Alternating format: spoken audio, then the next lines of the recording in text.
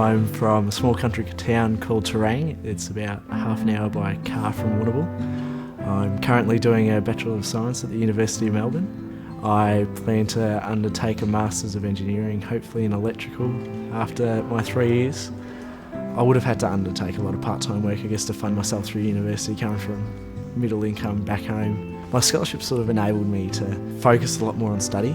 It sort of helped me as well, so I'm able to find a whole lot of extra time, so I'm able to experience, do a lot more social things, a lot more different things. I am an Indigenous person from Tanarong and Wemba. I've always wanted to go to uni. It was one of my main aspirations, and I remember in year 6 when we had to write down what we want to do with our lives, and I just made it quite clear that I wanted to pass year 12 and go on to uni. My passion is history, so if I really want to major in ancient world studies and perhaps Australian studies, hopefully Indigenous studies as a minor. I would love to travel with my degree. I would love to either work at the British Museum in London or in the Natural History Museum in New York. Just being able to travel with my degree would be such an experience. Hi, my name is Joshua. Me and my family moved here from the Philippines a year ago.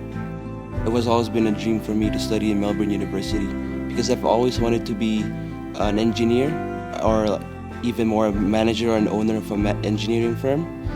The scholarship has helped me continue my studies on. I would have taken a gap year because my family wasn't sure if they could support me throughout my tertiary studies, and it allowed me to be more active in the activities that I wanted to join, the programs I wanted to be in.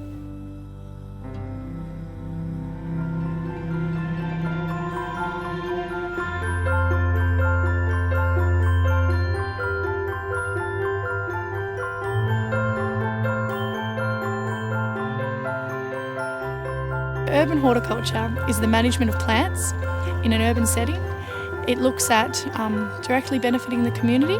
Melbourne as a city, if you compare it to urban rural areas, the temperature will be a lot cooler due to vegetation. Because of the impervious surfaces, it holds the heat, so overnight it heats up and it's just this constant vicious cycle of just getting hotter and hotter. So vegetation, incorporating more vegetation into our urban areas, helps to monitor and mitigate this. I want to be a part of this. I want to be a part of improving Melbourne's urban setting using horticulture. My scholarships have helped me lift the financial burden off me and my family. It's also helped me, relocate from Terang to Melbourne. I don't have to hold down such a load from a part-time job, so I'm involved in football and rowing and cricket at university as well. On the other side of the scale, I'm doing book clubs, so the university's provided me with a whole range of different opportunities to be involved in. I'm an active member of Melbourne Microfinance Initiative, which aims to alleviate poverty by offering up microfinance loans to developing countries such as Cambodia, Ghana and Laos, which is relevant to my course. Being offered the Future Generation Scholarships Fund, I felt it was a motivation to focus more on my study, and it's enabled me to not work as much, my part-time job, which is at a bar. I can now focus on getting work that's more applicable to my studies, now be working facilitating lectures for Greening Australia.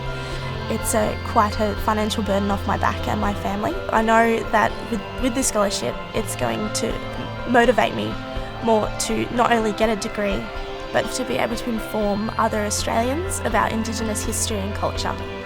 Your support has given students like me an opportunity to succeed in our endeavours and give back to the community.